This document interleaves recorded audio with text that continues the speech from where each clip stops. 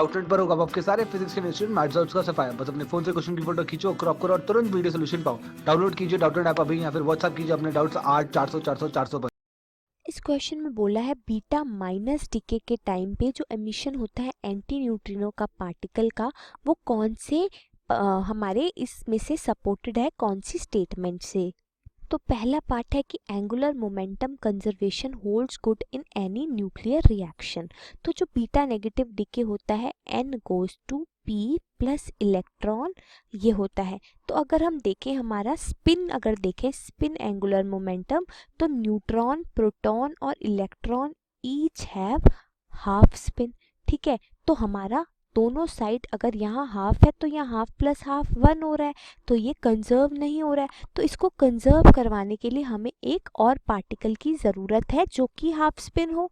तो वो पार्टिकल है हमारा न्यूट्रिनो, एंटी न्यूट्रिनो इस केस में। ठीक है, तो इस वजह से एंटी न्यूट्रिनो की ज़रूरत है। तो ए ऑप्शन इसको सपोर्ट कर रहा है स्टेटमेंट को।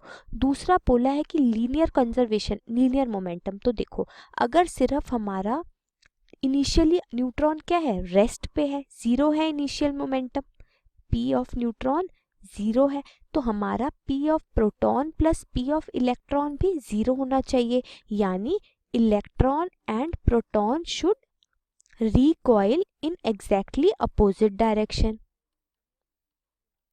Opposite direction. लेकिन ये जो है ऑब्जर्व नहीं होता है, प्रैक्टिकली नॉट ऑब्जर्व्ड।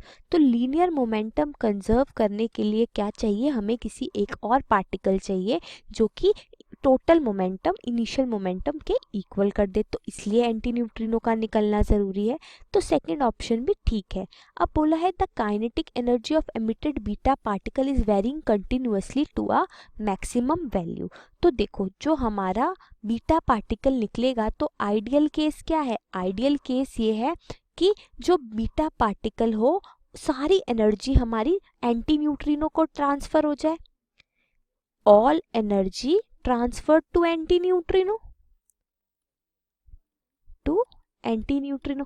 इस केस में काइनेटिक एनर्जी बीटा पार्टिकल की कितनी होगी, जीरो होगी। और जब हमारा टू अ मैक्सिमम वैल्यू, अब जैसे जैसे हमारी न्यूट्रिनो की के पास जो एंटी न्यूट्रिनो के पास जो एनर्जी आ रही है वो डिक्रीज होगी, बीटा पार्टिकल की काइनेटिक एनर्जी क्या करेगी, इंक्रीज कर जाएगी एक मैक्सिमम वैल्यू तक, ताकि हमारा सम ऑफ बीटा पार्टिकल की एनर्जी प्लस एंटी न्यूट्रिनो की एनर्जी क्या रहे, इक्वल रहे। ठीक है, तो थर्ड ऑप्शन भी हमारा ठीक है। तो इसमें हम तो इस क्वेश्चन में ए बी सी यानी फर्स्ट सेकंड थर्ड तीनों पार्ट हमारे ठीक है।